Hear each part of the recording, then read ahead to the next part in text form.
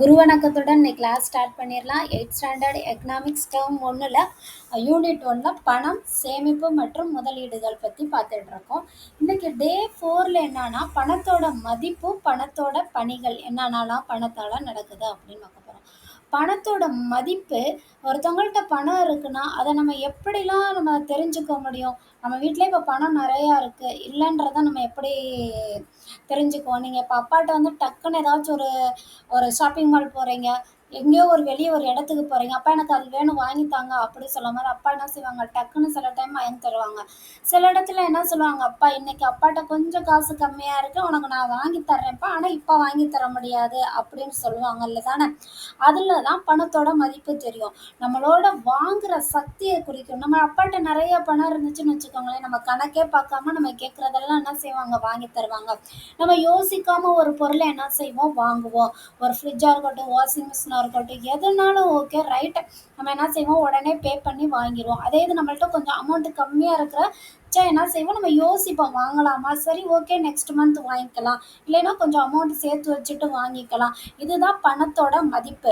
அதோட விலையையும் நம்மளோட வாங்குற சக்தியையும் பொறுத்து தான் என்ன செஞ்சிருக்கு, பணத்தோட மதிப்பே இருக்கு. பணத்தோட மதிப்பு, விலை இருக்கு இல்லையா, பணத்தோட மதிப்பு வேற, விலையோட அளவு வேற. ரெண்டு ஒண்ணுக்கு ஒண்ணு எதிர்மறை தொடர்புடையது.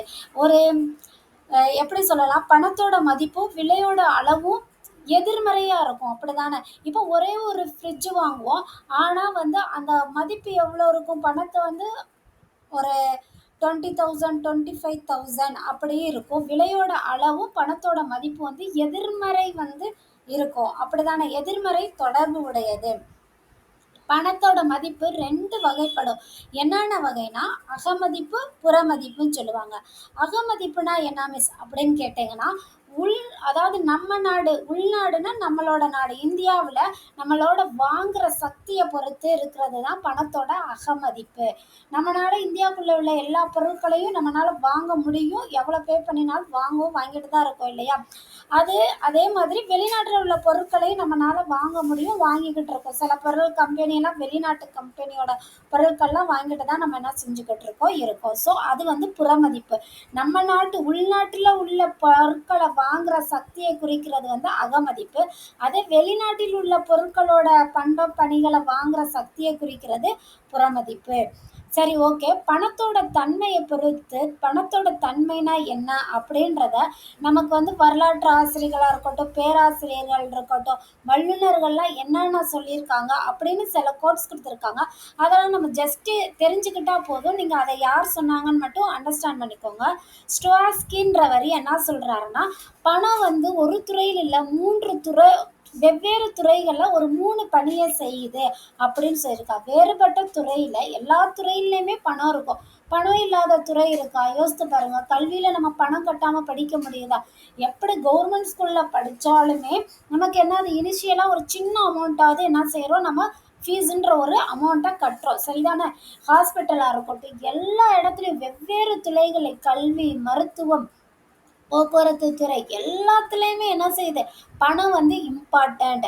அதை தான் சொல்கிறாங்க, வேறுபட்ட துறைகளில் 3 பணிகளை குறிப்பிடுகிறாங்க. என்னன்னா, கணக்கீட்டின் அழகு, மதிப்பின் அளவுகோல், மதிப்போட நிலைக்கலன். இந்த 3 வந்து பணிகளை வந்து பணம் செய்யுது அப்படின்னு சொல்கிறாரு. Okay right. சர் ஜான் சாக்கிஸ் என்ன சொல்கிறாருன்னா, பணம் வந்து பணிகளால், அது என்னவா பணம் என்னவா நம்ம நினைக்கிறோமோ அதுதான் பணம், அது செய்கிற பணிகள்னால தான் அதுக்கு வந்து மதிப்பு அப்படின்னு சொல்கிறாரு. இப்போ நம்ம ஒரு பணம் கம்மியாக இருக்குன்னு வச்சுக்கோங்களேன், நம்ம வந்து என்ன பண்ணுவோம், ஒரு ட்ரெஸ் எடுக்கவே நம்ம போகிறோம், நம்ம கையில் கொஞ்சம் அமௌண்ட்டு கம்மியாக இருக்குன்றப்ப நம்ம என்ன செய்வோம், அந்த அளவுக்குள்ள அமௌண்ட் உள்ள ட்ரெஸ்ஸில் தான் நம்ம ஃபோக்கஸ் பண்ணுவோம். அதே இது நம்ம கையில் நம்ம எதிர்பார்க்காத அளவு அமௌண்ட் இருக்குன்னா, நம்மளோட எந்த ட்ரெஸ்ஸு நல்லா இருக்கு, அந்த ட்ரெஸ்ஸு இதை பேக் பண்ணுங்க அப்படின்னு நம்ம சொல்லுவோம். இப்போ கான்செப்ட் புரியுதா உங்களுக்கு?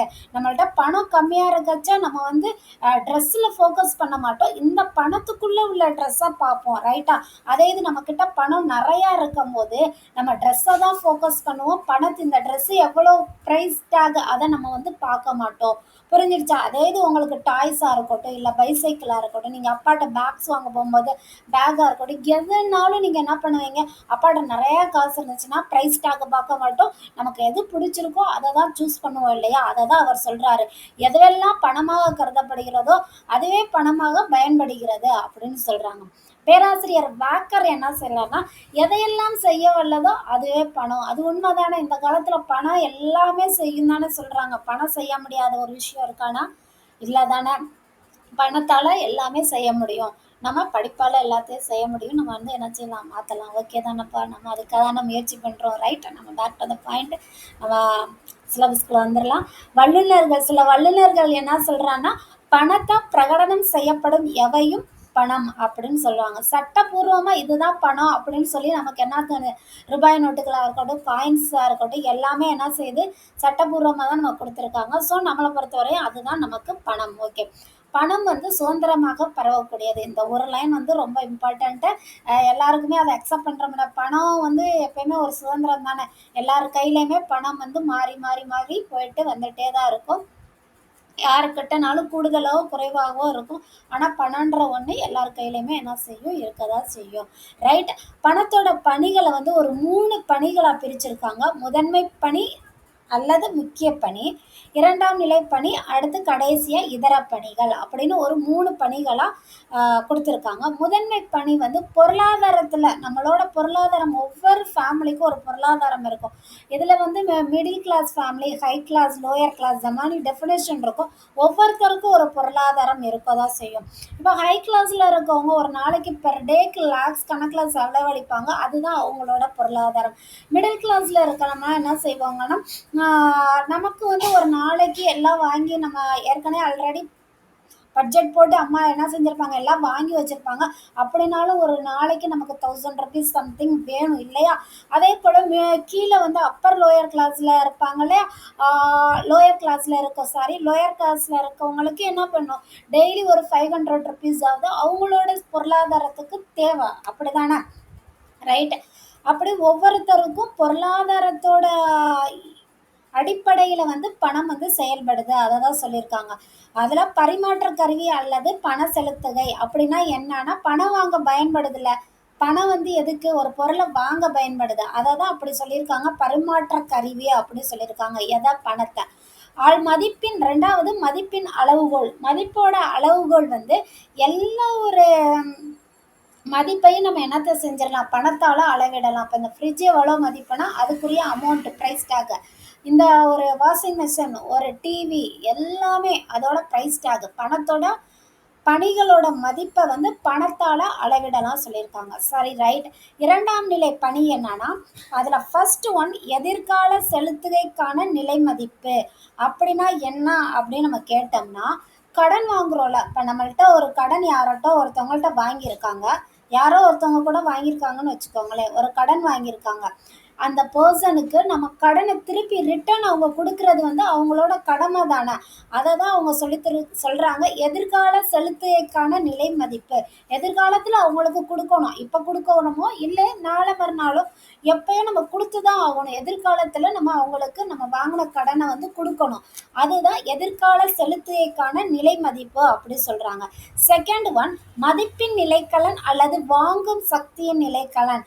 அதாவது இதோட அர்த்தம் என்னன்னா, பணத்தை சேமிக்கணுன்ற ஒரு கான்செப்டே தெரியாம நம்மளோட சொசைட்டி முதர்ந்து இருந்தாங்க. பணத்தோட பணத்தின்ற ஒரு பணம்ன்ற ஒன்று இன்ட்ரடியூஸ் ஆனதுக்கு அப்புறம் பணத்தோட வேல்யூவை தெரிஞ்சுட்டு எல்லாரும் என்ன பண்ணாங்க? சேமிக்க ஆரம்பிச்சுட்டாங்க ஃபார் ஃபியூச்சருக்காக இல்லையா? நம்மளோட எதிர்காலத்துக்காக பணத்தை வந்து சேமிக்க ஆரம்பிச்சிட்டாங்க. அதுதான் மதிப்பின் நிலைக்கலன் அல்லது வாங்கும் சக்தியின் நிலைக்கலன். தேர்டு ஒன் மாற்று மதிப்பு அல்லது மாற்று வாங்கும் சக்தி.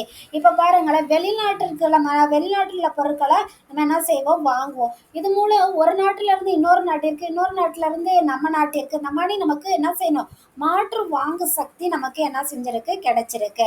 ஃபைனலா இதர பணிகள் அப்படின்னு பார்க்க போறோம். இந்த இதர பணிகள் வந்து எப்படிலாம் நடக்குது? பணம் வந்து இந்த இதர பணிகள்ல எப்படி வருது அப்படின்னு கடன் அடிப்படையில வருதா? கடன் எல்லாத்துலேயுமே இருக்கு. கல்வி கடன் இருக்கு, வாகன கடன் இருக்கு, வங்கி கடன் இருக்கு. எல்லாமே கடன் அடிப்படையில பணம் மூவ்மெண்ட் ஆகுது தானே. அடுத்து மூலதனத்தின், அதாவது ஒரு ஒரு பொருளோட உற்பத்தி ஆரம்பிக்கிற அதிகரிக்கும் போது அங்க என்ன பண்ணும், பணம் வந்து மூவ்மெண்ட் ஆகும். அப்படிதானே. நாட்டு வருவாயோட அளவீடு மற்றும் விநியோகம், நாட்டு வருவாயின் அளவீடு மற்றும் விநியோகம். ரைட். அடுத்து ஃபைனலா ஒண்ணு சொல்லி முடிக்கிறாங்க. பண வீக்கம்னா என்ன, பண வாட்டம்னா என்ன அப்படின்னு. ஃபர்ஸ்ட் பண வீக்கம்னா என்ன அப்படின்னு பார்த்தோம்னா, இப்போ வந்து இப்போ லாஸ்ட்டுக்குலாம் நேத்தோட நியூஸ்ல, நேத்து இல்லை இன்னைக்கு காலையிலோட நியூஸ்ல கூட என்ன சொல்லியிருப்பாங்கன்னா, பெட்ரோலோட விலை வந்து உயரும் அப்படி சொல்லியிருக்காங்க. மேபி நான் நேரத்துக்கு பெட்ரோலோட விலை உயர்ந்திருக்கலாம். ஏன் உயருது, விலை உயருது. அப்போ பணத்தோட விலைகள் உயரும் போது பணத்தின் மதிப்பு வீழ்ச்சி அடையும். புரியுதா. விலைகள் குறையும் போது பணத்தோட மதிப்பு உயரும். விலை உயரும் போது எப்படி சொல்றதுன்னா, விலை வந்து இப்போ பெட்ரோல் வந்து ஏற்கனவே வித்த காசோட இப்போ வந்து என்ன செஞ்சிருச்சு, ரேட் வந்து இன்க்ரீஸ் ஆயிடுச்சு, விலை உயர்ந்துருச்சா. அப்போ பணத்தோட மதிப்பு வந்து அங்கே குறையுது. பணத்தோட ரேட்டு குறையாது, நல்லா கவனிங்க. பணத்தோட மதிப்பு கான்செப்ட் புரிஞ்சுக்கோங்க. விலை தான் உயருது 103 ரூபா. ஆனால் நம்ம செலவழிக்கிற 103 ரூபான்னு வச்சுக்கலாம். அந்த 3 ரூபா வந்து விலை உயர்ந்திருக்கு. நேற்று வந்து 100 ரூபா, இன்னைக்கு 103 ரூபா. ஆனால் அந்த 3 ரூபா விலை உயருது, பணத்தோட மதிப்பு வீழ்ச்சி அடையலை. புரியுதா, கான்செப்ட் புரியுதா. பணத்தோட மதிப்பு 103 ரூபாயோட வேல்யூ குறையல, ஆனா என்னது விலை தான் உயர்ந்திருக்கு. ரைட். பண வாட்டம் என்னன்னா, விலையெல்லாம் குறையும், பணத்தோட மதிப்பு வந்து அதிகரிக்கும். புரியுதா, கான்செப்ட் புரியுதா. விலைகள் குறைஞ்சிரும், பணத்தோட மதிப்பு வந்து உயரும். ரைட். இதுதான் பணத்தோட பணிகள், பணத்தை பற்றி தெரிஞ்சுக்க வேண்டிய பணத்தோட தன்மைகள் இதெல்லாம். நாளையோட கிளாஸ்ல பணத்தோட சேமிப்பு பற்றி படிக்கலாம். இன்னையோட கிளாஸ் வந்து புரிஞ்சிருச்சு இல்லை இன்ட்ரெஸ்டிங்காக இருந்துச்சு அப்படின்னா சப்ஸ்கிரைப் பண்ணுங்கள், உங்கள் ஃப்ரெண்ட்ஸுக்கும் வந்து ஷேர் பண்ணுங்கள், சொல்லுங்கள். நம்பிக்கையோடு இருங்க, நல்லதே நடக்கும். நன்றி, வணக்கம்.